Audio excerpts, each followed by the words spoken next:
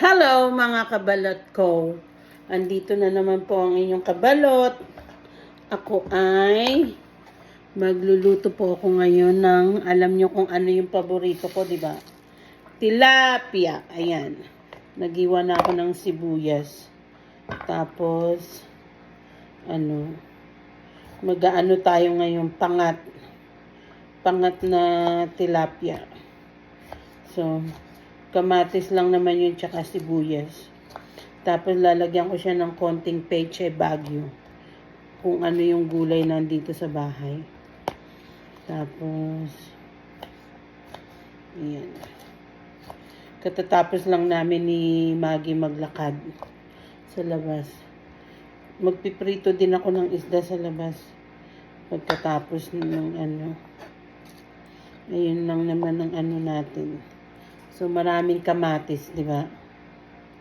Tapos, kunin ko lang yung pechay bagyo ko. Hiniwa ko na ito nung nakaraan eh. Kasi,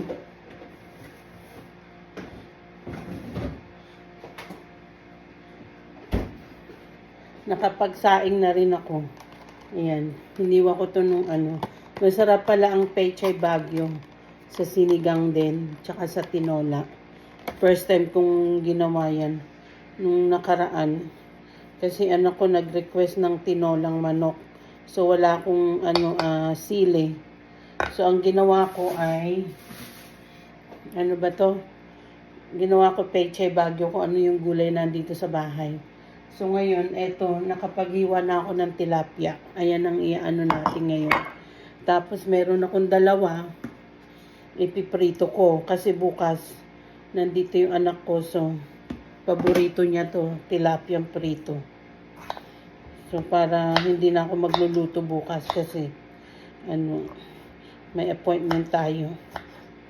So, anyway, mga kabalot, kumusta na kayo dyan sa Philippines, around the world, sa lahat ng mga nanonood sa akin, mga nagtsatsagang manood kay kabalot, kahit na minsan ay boring, pero pasalamat ako sa inyo, Lord. Pasalamat ako sa inyo. Siyempre, pasalamat ako sa Panginoon. Please, pag meron kayong nakitang ads, huwag ninyo skip. Kasi, doon ako sumasahod eh. Kahit pa paano, meron akong konting sahod. Alam nyo na, pambiling gamot ng nanay sa Pilipinas, di ba? Kaya please, huwag ninyo i-skip yung ads kung may ads po. Di ba? Tulong na ninyo yun sa mama ko. Kasi syempre, maintenance, di ba?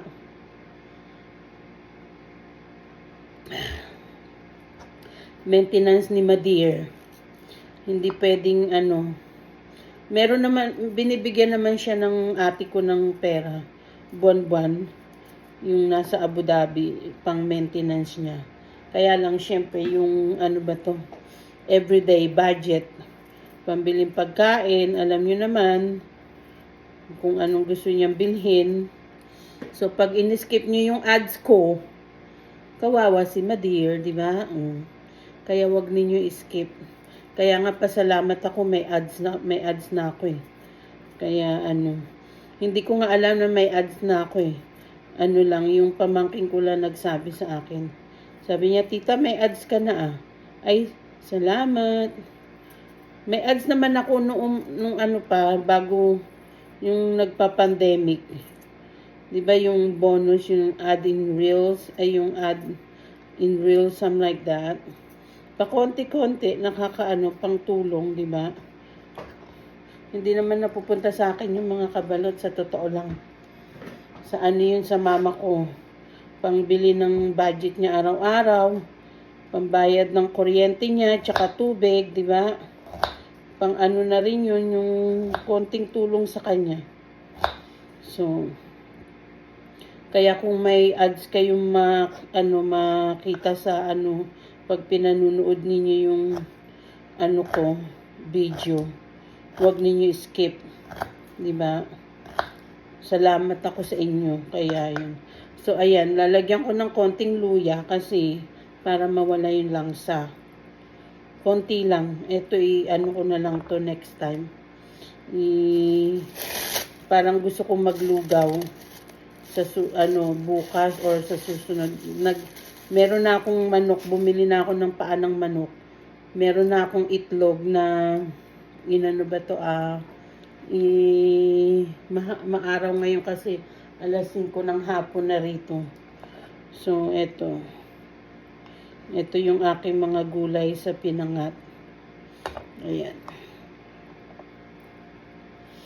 ang ano natin. Tapos yung dalawang prito natin, di ba?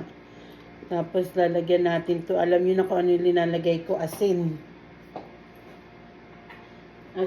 Tapos alam niyo ba linalagyan ko ng konting magic sarap yung ating prito. Kasi para masarap. Para masarap siya ng konti. Ganyan ako magprito. O kaya kung meron kayong Ajinomoto, masarap din yun. Sa mga mga Chinese, ganun sila pag nagprito, nilalagyan nila ng Ajinomoto. Kaya di ba masarap yung pagkain ng mga Chinese sa Chowking. Kaya di na bumabalik-balik yung mga tao.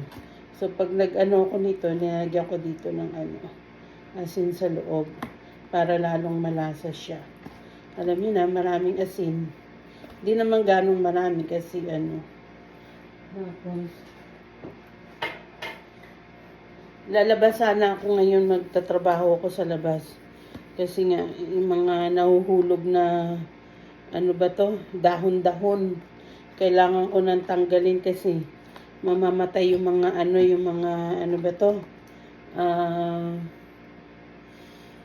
mga damo. Kailangan yun. Bukas na lang kasi ngayon magluluto na lang muna ako. Ayan na lang muna gagawin ko. Okay, umpisa na natin yung pinangat ko. Kung paano ako magpangat. Yan. Alam nyo na yun, pag nagpangat lang, madali lang naman yan. May tubig tayo. Naku, yung araw. So, ilalagay ko na lang yung kamatis. Tapos, ayan, sibuyas. Tapos, pakukuluan natin muna, syempre. Hugasan muna natin, di ba? Mas maganda na yung hugasan natin kasi hindi natin alam kung saan nanggaling itong mga mga gulay. Lalo na sa panahon ngayon, kailangan hugasan niya mga 2 beses. Mga preserve, yung mga alam niyo na, mga nilalagay nila sa mga tanim, di ba? Hindi naman to organic. Organic. Sabi nila, pag bumili ka ng pechay, piliin mo daw yung may mga butas-butas. Kasi yun, organic yun. Kaya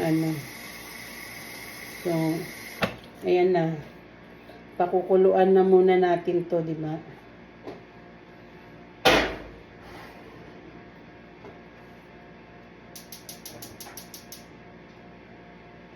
Pakuluan ko muna yan. So, ready na ako sa isda ko sa, maya-maya ko na ito piprituhin.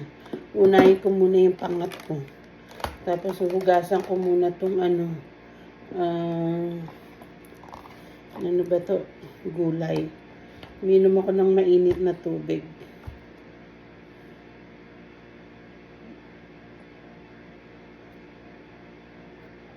Ayan ang ating dinner ngayon. Gabi. So, pechay bagyo. Lalagyan ko ng konting gulay.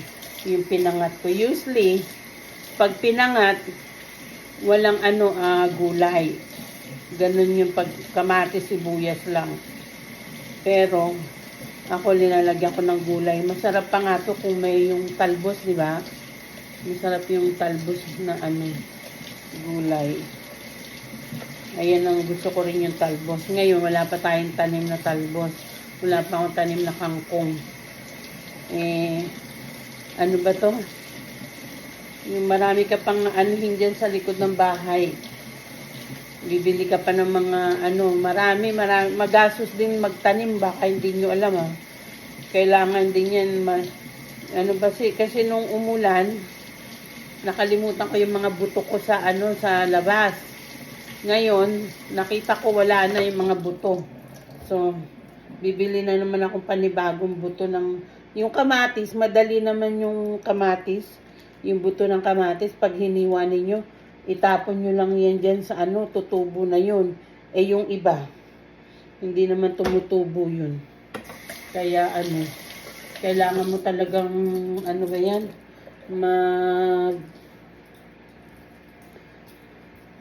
sandali lang, buksan ko lang yung aking ilaw. Medyo madilim na dito Kaya, so, ayun na nga. So, ayan ang lulutuin ko. So, tapos na ako dito sa gulay ko. Ito, ipiprito ko sa labas. Okay, mga kabalot. Mamaya naman tayo. Mama chup chup, love, love, love.